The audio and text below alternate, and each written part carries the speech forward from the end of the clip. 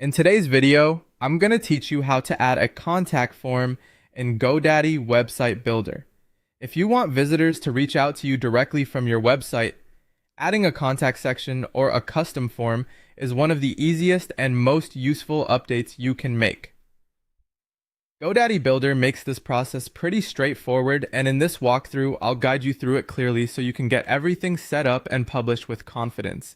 To begin, open your site in GoDaddy Website Builder and scroll to the part of the page where you want the form to appear. Take a moment here to think about placement.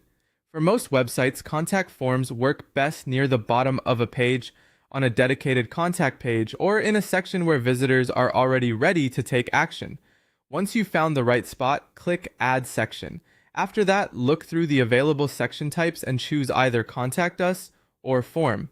The option you choose depends on the style and functionality you want. A Contact Us section is usually a quick, ready-made choice that includes contact-related elements in a polished format. A Form section gives you more flexibility if your goal is to collect specific information from visitors. Either way, this is the step where the form gets added to your page. Next, select the layout style that fits your website best. GoDaddy usually provides a few design variations, so choose the one that matches the look and feel of your site. Once the layout is added, use the sidebar to customize the form fields. This is where you can adjust what information people are asked to enter.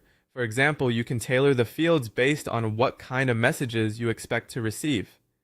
As you make these edits, keep the form simple and easy to complete. In general, fewer fields can help encourage more submissions, especially on mobile devices.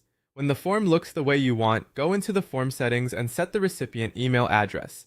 This is an important step because it determines where form submissions will be sent.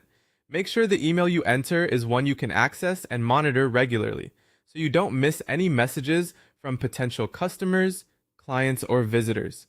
Finally, click Publish to make your changes live on your website.